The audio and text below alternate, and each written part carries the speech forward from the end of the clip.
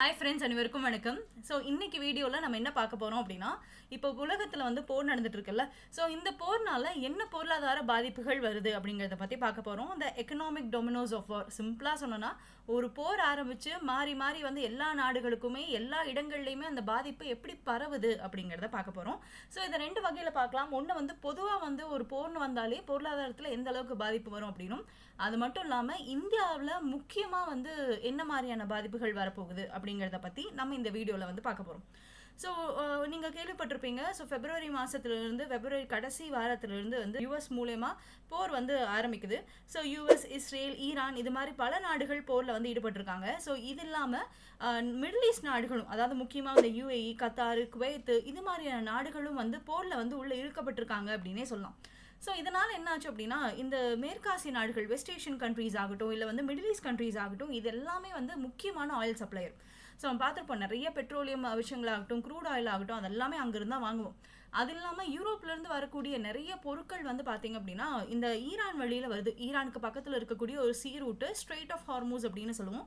So அது வழியில் வருது. கிட்டத்தட்ட 20% ஆயில் வந்து அந்த வழியில் தான் வருது அப்படின்னு சொல்லலாம். ஸோ இதனால் என்ன ஆகுது அப்படின்னா, அந்த நாடுகளை நம்பி இருக்கக்கூடிய நாடுகள், இந்தியா மாதிரியான நாடுகளாக இருக்கலாம், ஜப்பான் மாதிரியான நாடுகளாக இருக்கலாம், இதில் வந்து அங்கே சப்ளை இல்லாமல் ஒரு பிரச்சனை வந்து வர ஆரம்பிக்குது. ஆயில் மாதிரியான விஷயங்களுக்கு சப்ளை இல்லாமல் ஒரு பிரச்சனை வர ஆரம்பிக்குது. சரி, இந்த பிரச்சனைகள் எப்படி வந்து அடுக்கடுக்காக போகுது அப்படிங்கிறத பற்றி பார்க்க போகிறோம். ஸோ முதல்ல ஒரு போர் அப்படின்னு வந்துருச்சுன்னு வச்சுக்கலாம். ஸோ அந்த போர் எதற்காக வரும் அப்படின்னா, முக்கியமான விஷயங்கள் வந்து 3 தான். ஒன்று, அந்த நிலத்தில் இருக்கக்கூடிய ரிசோர்ஸஸ், வளங்கள் அப்படின்னு சொல்லுவோம். இப்போ நீங்கள் மிடில் ஈஸ்ட் நாடுகள் ஆகட்டும், இல்லை வந்து ஈரான் மாதிரியான நாடுகள் ஆகட்டும், இது எல்லாமே வளம் வந்து அதிகமாக இருக்கக்கூடிய நாடுகள். ஸோ வளத்துக்காக வந்து போர் வந்து நடக்கும். அதே நேரத்தில் அந்த தன்னோட இடத்தை வந்து கைப்பற்றணும் அப்படிங்கிறதுக்காகவும் போர்கள் நடக்கும். இன்னொரு வந்து விஷயம் வந்து பார்த்தீங்கன்னா, தங்களை பாதுகாத்துக்கணும் அப்படிங்கிறதுக்காகவும் போர்கள் நடக்கும். நிறையா விஷயங்கள்னால போர்கள் நடக்குது. ஆனால் எல்லா போர்களுக்குமே ஒரு மையப்புள்ளி என்னவா இருக்குது அப்படின்னா பொருளாதாரம் தான். நம்ம முதல் வேர்ல்டு வார் ஆகட்டும், செகண்ட் வேர்ல்டு வார் ஆகட்டும், எதை எடுத்தாலுமே அதோடைய பேக்ரவுண்ட் பார்த்தீங்க அப்படின்னா உங்களுக்கு வந்து பொருளாதாரமாக தான் இருந்திருக்கும். அந்த இடத்துல இருக்கக்கூடிய ரிசோர்ஸஸ் எனக்கு வேணும், அந்த பொருட்கள் எனக்கு வேணும் அப்படிங்கிறதுக்காக தான் போர்கள் வந்து நடக்க ஆரம்பிச்சது அப்படின்னே நம்ம சொல்லலாம். சரி, இப்போ நம்ம வந்து நார்மலாக ஒரு விஷயம் சொல்லுவோம், டாமினோ எஃபெக்ட் அப்படின்னு ஒரு விஷயம் வந்து சொல்லுவாங்க. எங்களா டாமினோ எஃபெக்ட்னா, ஒரு விஷயம் கிராஷ் ஆக ஆக அது மூலிமா மற்ற விஷயங்கள் கிராஷ் ஆகிட்டு இருக்கும். ஒரு சீட்டு கட்டு அடுக்கி வச்சிருக்காங்கன்னு வச்சுக்கலாம். ஸோ அதில் வந்து ஒரு சீட்டை நீங்கள் தள்ளி விட்டாலுமே எல்லா சீட்டுகளும் உடைய ஆரம்பிக்கும். அதே மாதிரி தான் இந்த இமேஜில் பார்த்தீங்கன்னா, போர் அப்படின்னு ஒரு விஷயம் வந்து பட்ஜெட்டு, இன்ஃப்ளேஷன், ஃபியூவல், ஃபுட் காஸ்டேஜ் இது மாதிரி எல்லா விஷயங்களுமே வந்து அடிபட ஆரம்பிக்குது. ஸோ இதை பேஸ் பண்ணி தான் நம்ம வந்து இன்றைக்கி இருக்கக்கூடிய விஷயங்கள் வந்து பார்க்க போகிறோம். ஃபஸ்ட்டு வந்து என்னெல்லாம் பிரச்சனைகள் அப்படின்னு சொல்லி பார்த்தலாம். முதல் முக்கியமான பிரச்சனை 2 விஷயங்களுக்காக. ஒன்று வந்து எனர்ஜி. ஓகே, எனர்ஜி அப்படின்னு சொல்லும்போது நம்ம க்ரூட் ஆயில் ஆகலாம், இல்லை நேச்சுரல் கேஸ், பெட்ரோலியம் ஆகலாம். இது மாதிரி இருக்கக்கூடிய விஷயங்களுடைய விலைகள் அதிகரிக்க ஆரம்பிக்குது. ஏன் அப்படின்னா, நான் ஏற்கனவே சொன்ன மாதிரி முக்கியமான ஆயில் அண்ட் கேஸ் சப்ளையர் வந்து மிடில் ஈஸ்ட் தான். அவங்களே போரில் வந்து ஈடுபட்டாங்க. அதே மாதிரி ஈரான்லேருந்து வரக்கூடிய ஆயில் இது எல்லாமே வந்து நிறுத்தி வைக்கப்பட்டிருக்கு. அதே மாதிரி நிறைய பிரச்சனைகளுக்கு வந்து உள்ளாயிருக்கு. அதுக்கப்புறம் வந்து யூஎஸ் ஆகட்டும், இல்லை மற்ற நாடுகளாகட்டும், போரில் வந்து அவங்க ஃபோக்கஸ் பண்ணுறது முக்கியமாக இந்த இடங்கள் தான். எந்தெந்த இடத்துலலாம் வந்து அதிகமாக ஆயில் ரிசோர்ஸஸ் இருக்கோ, அது மாதிரி இண்டஸ்ட்ரியல் ஏரியா, இந்த மாதிரி ஏரியாக்கள் மேலேயும் குண்டுகள் வந்து போடப்பட்டிருக்கு. அதனால் என்ன ஆகுது அப்படின்னா, க்ரூட் ஆயிலோடைய ஷார்ட்டேஜ் வந்து வர ஆரம்பிக்குது. அதே மாதிரி நேச்சுரல் கேஸை நம்மளால ரெகுலராக உள்ளே எடுத்துகிட்டு வர முடியாமல் போகுது. இதுதான் வந்து முதல் பெரிய பிரச்சனை உலக நாடுகள் வந்து இப்போ சந்திக்கிறது, இப்போ ப்ரெசென்ட்டில் இருக்கக்கூடிய போர்னால. இரண்டாவது, எந்த நாடாக இருந்தாலுமே ஒரு நாட்டில் வந்து போர் அப்படின்னு வந்துருச்சுன்னா பின்னாடியே பசி பட்னி சேர்ந்து வந்துடும். அப்போது நிறைய இடங்களில் வந்து பார்த்தீங்கன்னா, இப்போது போன 2022லலாம் பார்க்கும்போது ரஷ்யாவுக்கு யுக்ரைனுக்கு வந்து போர் நடந்திருக்கும். அந்த ரஷ்யா யுக்ரைன் போகிறப்போ கோதுமையோடைய தட்டுப்பாடும் அதே மாதிரி சூரியகாந்தி எண்ணெயோடைய தட்டுப்பாடும் அதிகமாக இருந்துச்சு. ஏன் அப்படின்னா, அதிகமான கோதுமை ஆகட்டும், சூரியகாந்தி எண்ணெய் ஆகட்டும், ரஷ்யா யுக்ரைனை பேஸ் பண்ணி தான் இருக்குது. ஸோ அப்போ அந்த தட்டுப்பாடுகள் அங்கே வரும்போது மற்ற நாடுகளுக்கு வந்து அந்த பொருட்கள் போய் சேர்றது கிடையாது. உலகத்தில் இருக்கக்கூடிய வணிகம் கரெக்டாக நடக்கிறது கிடையாது. அதனால் வந்து உணவுப் பொருட்களுக்கும் தட்டுப்பாடு வந்து ஏற்படுது அப்படின்னு சொல்லலாம். 3வது முக்கியமான விஷயம், இப்போ வந்து டிஜிட்டலைசேஷன் ஆகிட்டு வரும்போது ரொம்ப முக்கியமான டிஜிட்டல் டெக்னாலஜியில் யூஸ் பண்ணக்கூடிய சில மெட்டல்ஸ் இருக்குது பார்த்தீங்களா, அது இந்த மத்திய நாடுகளில் கிடைக்கும், இந்த மிடில் ஈஸ்ட் நாடுகளில் கிடைக்கும். நியோன், பேலினம், நிக்கல் இது மாதிரியான மினரல்ஸ் எல்லாமே. ஸோ இதை வந்து நம்ம எக்ஸ்ட்ராக்ட் பண்ணி நம்ம யூஸ் பண்ணுறதுலையும் பாதிப்புகள் ஏற்படுது. இந்த ஒரு போர் வந்து இந்த 3 விஷயங்களுக்கும் ஃபஸ்ட்டு மேஜராக பாதிப்பு ஏற்படுது. இதனால் இதை சார்ந்த துறைகள் இதெல்லாம் இருக்கும், அதுவும் வந்து பாதிப்புக்குள்ளாகுது அப்படின்னு சொல்லலாம். ஃபார் எக்ஸாம்பிள், இந்தியாவில் வந்து பார்த்தீங்கன்னா டொமஸ்டிக் எல்பிஜி கேஸ் சிலிண்டர் 60 ரூபா பக்கம் அதுக்கு மேலே வந்து உயர்த்திருக்காங்க. அது இல்லாமல் கமர்ஷியல் கேஸ் சிலிண்டர்ஸ் நிறைய கிடைக்கிறதுல நிறைய ரெஸ்டாரண்ட்ஸே என்ன பண்ணிட்டாங்க, அவங்களுடைய மெனூஸை வந்து கம்மி பண்ணிட்டாங்க. நாங்கள் இதெல்லாம் பண்ண மாட்டோம்ப்பா, இவ்வளோ தான் கொடுப்போம் அப்படின்னு சொல்லி மெனூஸையும் கம்மி பண்ணிட்டாங்க. அது இல்லாமல் நிறைய சின்ன சின்ன கடைகள்லாம் வந்து அவங்க கடைகளை க்ளோஸ் பண்ணக்கூடிய நிலைமைக்கும் வந்து சில பேர் வந்து வந்தாச்சு. அப்போ இது வந்து ஒரு பக்கம் வந்து ரெகுலரா எங்கேயோ நடக்கக்கூடிய ஒரு போர் நம்மளை வந்து பாதிக்குது அப்படின்னே சொல்லலாம். அது மட்டும் இல்லாம ரஷ்யா உக்ரைன் போறப்ப என்னாச்சு, நம்மளுக்கு வந்து சூரியகாந்தி எண்ணெயோடைய விலையும் கோதுமையோடைய விலையும் வந்து அதிகமாக ஆரம்பிச்சது. ஸோ இது மாதிரி வந்து உலக நாடுகளை நம்பி எல்லா நாடுகளுமே இருக்கு. இப்போ வந்து ஒரு 20 வருஷம் 30 வருஷத்துக்கு முன்னாடி எடுத்தாலும் அந்த அளவுக்கு இந்தியாவுக்கு வந்து டிபெண்டன்ஸ் கிடையாது. ஆனா இப்போ இந்தியாவை நம்பி மற்ற நாடுகள் இருக்கு, மற்ற நாடுகளை நம்பி இந்தியாவும் இருக்கு. அப்போ ஆட்டோமேட்டிக்கா ஒரு இடத்துல இருக்கக்கூடிய பிரச்சனை மற்ற எல்லா இடங்களுக்குமே வந்து போய் சேரும் அப்படின்னு சொல்லலாம். சரி, இதுக்கு என்ன ஆல்டர்னேட்டிவ் அப்படின்னு சொல்லி பார்த்தோம்னா, இந்தியா வந்து ரஷ்யா கூட வணிகம் செஞ்சுட்டு இருக்காங்க.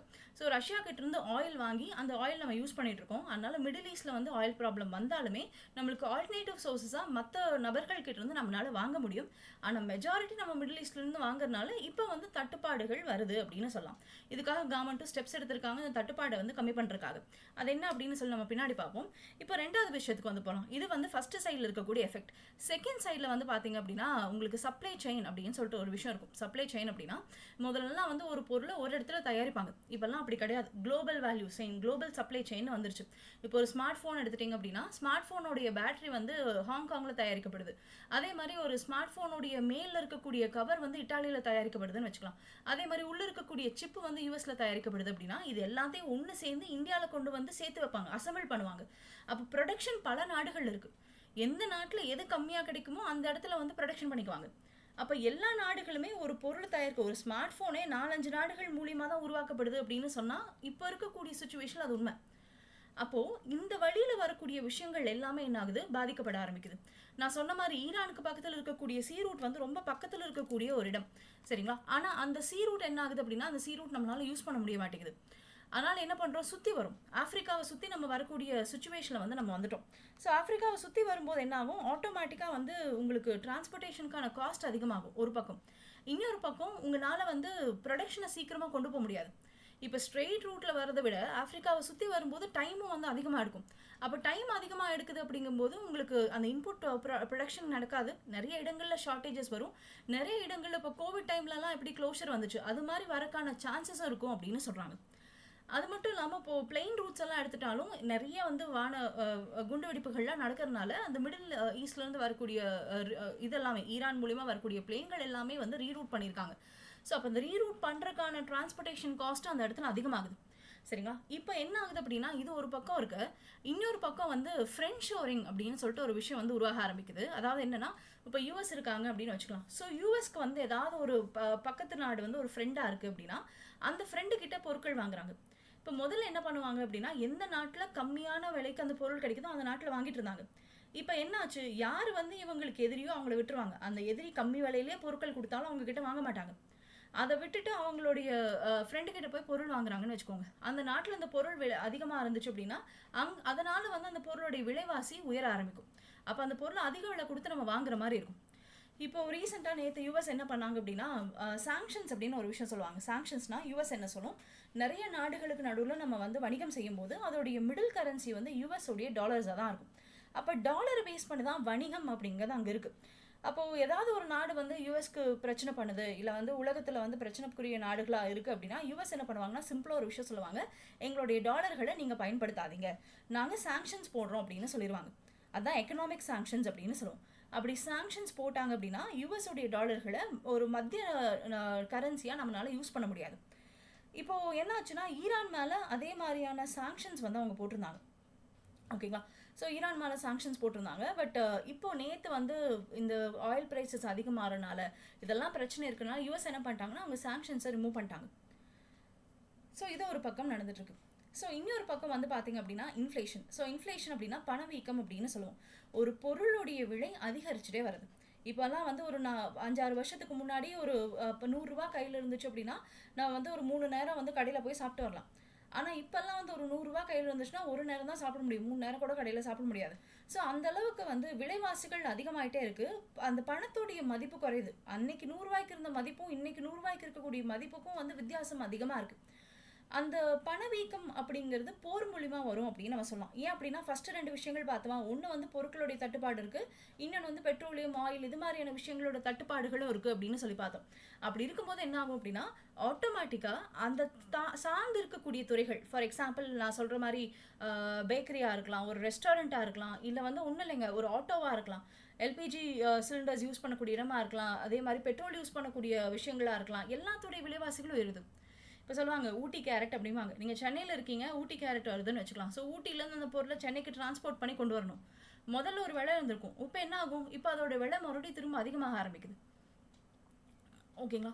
ஸோ அந்த டிரான்ஸ்போர்ட்டேஷன் காஸ்ட் அதிகமாகும் போது சாதாரண பொருட்களுடைய விலையும் அதிகமாகுது.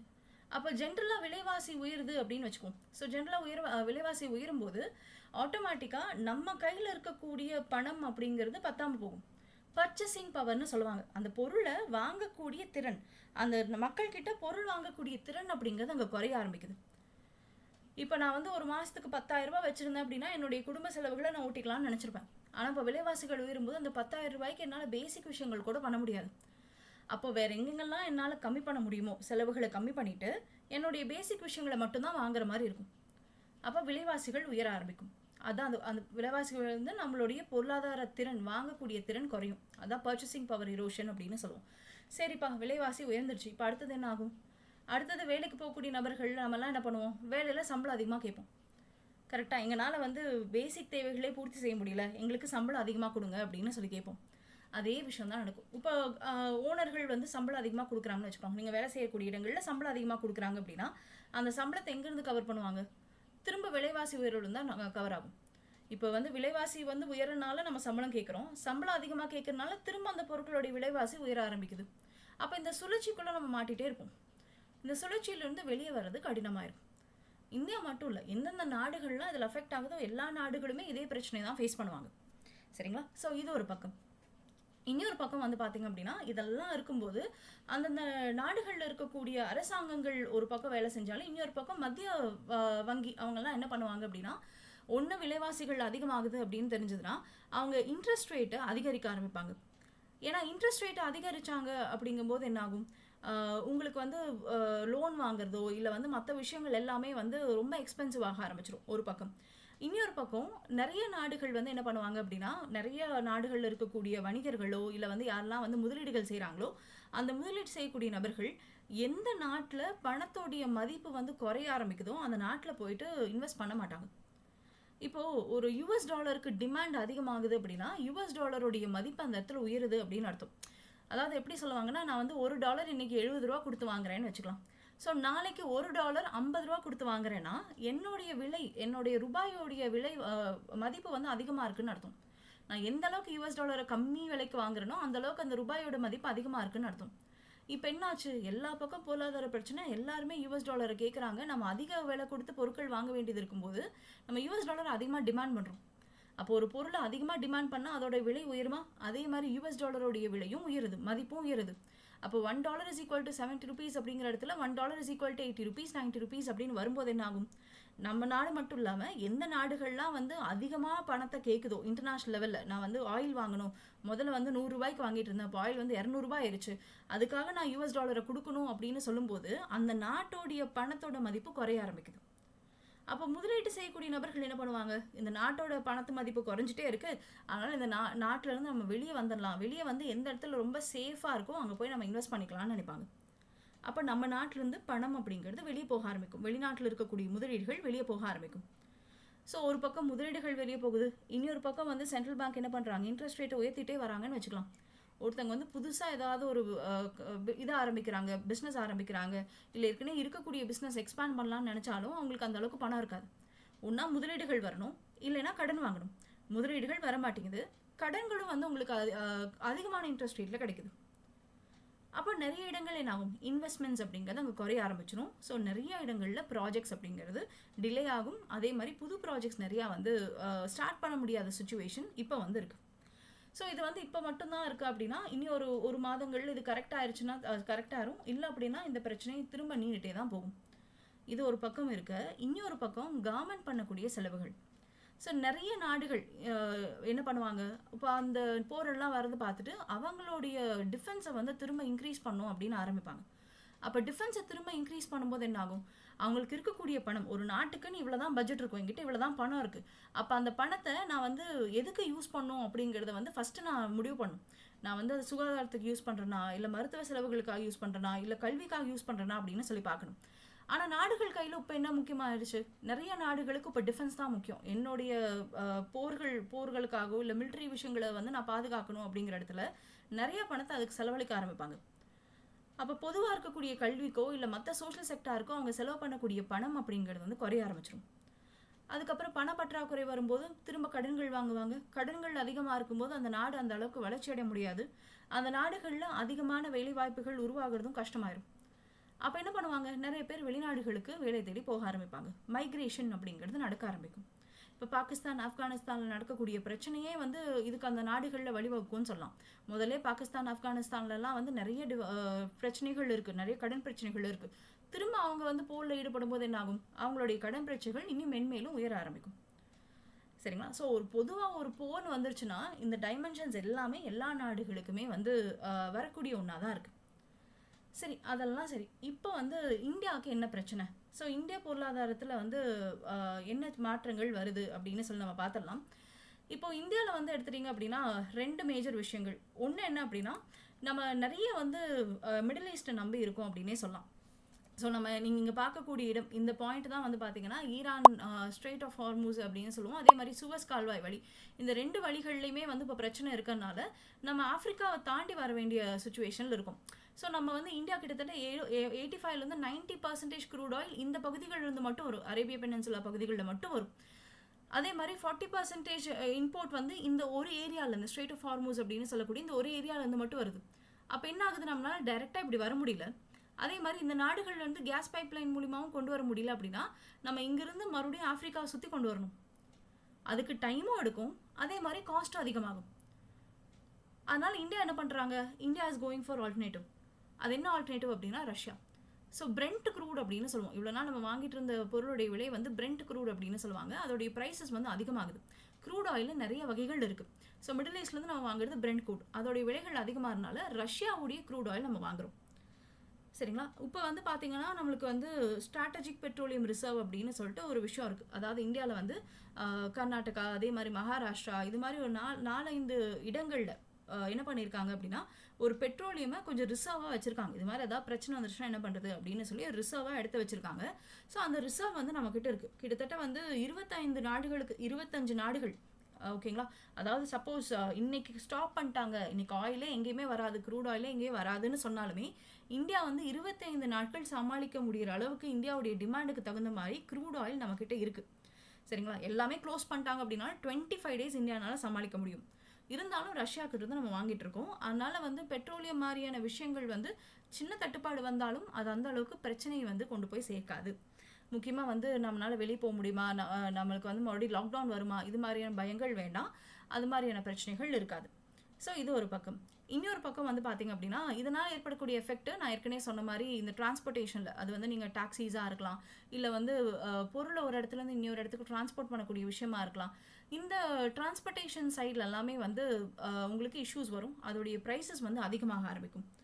இது ஒரு பக்கம்.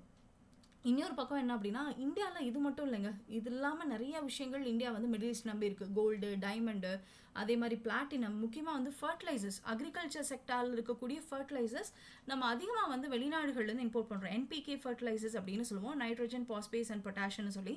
அதான் வந்து அதிகமாக யூஸ் பண்ணக்கூடிய ஃபர்டிலைசர்ஸ். அதுவும் வந்து நம்ம மிடில் ஈஸ்ட்லேருந்து கொண்டு வரோம். ஸோ அதோடைய ப்ரைஸஸ் வந்து ஒரு பக்கம் இன்க்ரீஸ் ஆகிட்டே இருக்குது அப்படின்னு நம்ம சொல்லலாம். சரிங்களா? ஸோ கொஞ்சம் சப்ளை ஹிட் இருக்குது, இல்லைன்னு சொல்ல முடியாது. பட் ஆனால் அது பெரிய லெவலில் வந்து பாதிப்புகள் ஏற்படாத அளவுக்கு கவர்மெண்ட் வந்து சில ஃபண்ட்ஸை வந்து மெயின்டைன் பண்ணிகிட்டு இருக்காங்க. கிட்டத்தட்ட வந்து என்ன பண்ணியிருக்காங்க அப்படின்னா ஃபர்டிலைசர் கம்பெனி கிட்ட சொல்லிட்டு நிறைய நீங்கள் வந்து இம்போர்ட் பண்ணிக்கோங்க, நாங்கள் அதுக்கு உங்களுக்கு வந்து சப்சிடிஸ் வந்து உயர்த்தி தரோம் அப்படிங்கிற மாதிரி சொல்லியிருப்பாங்க. இப்போது விவசாயிகளை தான் இது செலக்டாக பாதிக்கும். கரெக்டாக ஃபர்டிலைசரோட விலைகள் அதிகமாச்சுன்னா அப்போ அந்த ஃபர்டிலைசர் கம்பெனிகளுக்கு கவர்மெண்ட் வந்து மானியம் கொடுத்துரும். காசு கவர்மெண்ட் கொடுத்துருவாங்க. கம்மியான அளவுக்கான பணத்தை மட்டும் நீங்கள் ஃபார்மர்ஸ் கிட்ட இருந்து வாங்குங்க, மிச்ச காசை நான் கொடுத்துட்றேன், மானியமாக கொடுத்துட்றேன் அப்படின்னு சொல்லுவாங்க. ஸோ அது ஏற்கனவே இந்த மானியம் நம்மளுக்கு முதலே இருக்குது. பட் ஸ்டில் இனி அந்த மானியங்கள் உயர்த்தக்கூடிய சிஸ்டம் வந்து வரணும் அப்படின்னு சொல்லலாம். ஓகேங்களா? அதே மாதிரி நம்ம ஆயில் பேரல்ஸ் மெயின்டைன் பண்ணுறோம். 250 மில்லியன் ஆஃப் ஆயில் வந்து வி ஆர் மெயின்டைனிங். ஸோ இதெல்லாம் இருக்கிறதுனால என்ன ஆகுதுன்னா கன்சியூமர்ஸ்க்கு ஃபியூல் ப்ரைஸஸ் அதிகரிக்காத அளவுக்கு ரொம்ப கண்ணா பின்னா அதிகரிக்காத அளவுக்கு நம்ம வந்து we are Singh.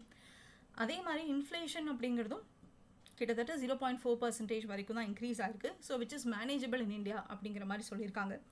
LPG power சப்ளைஸை பொறுத்த வரைக்கும் என்ன பண்ணியிருக்காங்க அப்படின்னா, உங்களுக்கு வந்து எல்பிஜி இது வந்து எசென்ஷியல் கமோடிட்டி அப்படின்னு சொல்லி ஒரு சட்டம் இருக்குது, எசென்ஷியல் கமோடிட்டிஸ் ஆக்ட் அப்படின்னு சொல்லுவோம். அது ரொம்ப முக்கியமான இது எசென்ஷியல் கமோடிட்டி அப்படின்னு எல்பிஜி சப்ளைஸை வந்து சொல்லியிருக்காங்க. அப்படி சொல்லும்போது என்ன ஆகுனா, யாருமே அந்த எல்பிஜி கேஸுகளை ஸ்டாக் பண்ணி வைக்க முடியாது. ஸ்டாக் பண்ணி வச்சாங்கன்னா என்ன ஆகுனா, it is consider to be offence. அந்த எசென்ஷியல் கமோடிட்டிஸ் ஆக்ட் படி ஒரு பிளாக் மார்க்கெட்டிங் மாதிரியோ இல்லை ஸ்டாக் மாதிரியோ பண்ணி வைக்க முடியாது.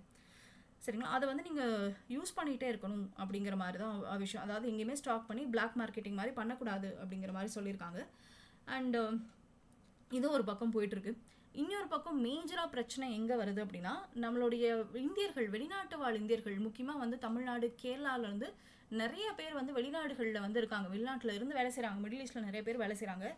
அவங்க உள்நாட்டுக்கு வந்து பணம் அனுப்பிட்டு இருக்காங்க. ஸோ அதை வந்து ரெமிட்டன்ஸ் அப்படின்னு சொல்லுவோம். ஸோ ரெமிட்டன்ஸ் அப்படின்னா வந்து ஒரு இடத்துல இன்னொரு இடத்துக்கு பணம் அனுப்புறது. அதில் இன்டர்நேஷனல் ரெமிட்டன்ஸ் எடுத்துட்டோம்னா, கடந்த 9 வருடங்களுக்கு மேலாக இந்தியா தான் வந்து வெளிநாடுகள்லேருந்து பணம் அதிகமாக வாங்கிட்டு இருக்கு. ரெமிட்டன்ஸஸ் வந்து இந்தியாவுக்கு அதிகமாக வருது. அப்போ அந்த ரெமிட்டன்ஸ் வந்து குறையக்கூடிய சான்சஸ் இருக்கும். அப்போ என்ன ஆகுது அப்படின்னா, ரெமிட்டன்சஸ் உள்ளே வர வர நம்மளுக்கு வந்து பிஓபின்னு ஒரு விஷயம் படிச்சிருப்பீங்க, பேலன்ஸ் ஆஃப் பேமெண்ட் அப்படின்னு சொல்லுவாங்க. பேலன்ஸ் ஆஃப் பேமெண்ட்டுங்கிறது ஒரு நார்மலான ஒரு இன்டர்நேஷ்னல் நிதிநிலை அறிக்கை மாதிரி. அதாவது இந்தியாவுக்குள்ளே எவ்வளோ பணம் வருது, இந்தியா விட்டு பணம் எவ்வளோ வெளியே போகுது அப்படின்னு சொல்லி பார்க்கறது தான் பேலன்ஸ் ஆஃப் பேமெண்ட். அந்த பேலன்ஸ் ஆஃப் பேமெண்ட்டில் ரெமிட்டன்சஸ் உள்ளே வரனால நம்மளுக்கு வந்து கொஞ்சம் பாசிட்டிவ் சைன் இருக்கும். ஆனால் என்னாச்சு, இம்போர்ட்டெல்லாம் அதிகமாக பண்ணும்போது காசு அதிகமாக கொடுக்குறோம், அது கொஞ்சம் நெகட்டிவ் சைன். இப்போ என்ன ஆகுது, இம்போர்ட் ப்ரைஸஸ் அதிகமாகுது, கோல்டா மாதிரியான விஷயங்கள் ஆகலாம், இல்லை க்ரூட் ஆயில், இதுக்கெல்லாம் அதிகமாக காசு கொடுத்து நம்ம வாங்க வேண்டிய சூழ்நிலை வருது. அதனால் அதோடைய விலைவாசிகள் அதிகமாகுது. அப்போ கையிலேருந்து போகக்கூடிய பணம் அதிகமாகிட்டே இருக்குது. அதே நேரத்தில் இன்னொரு பக்கம் வந்து பார்த்திங்கன்னா ரெமிட்டன்சஸ் குறைஞ்சிருச்சு. நம்மளுக்கு கைக்குள்ளே வரக்கூடிய பணம் குறைய ஆரம்பிச்சிருச்சு. நிறைய வெளிநாட்டின வாழ் இந்தியர்களிலிருந்து வரக்கூடிய பணம் வந்து குறைய ஆரம்பிக்கும்.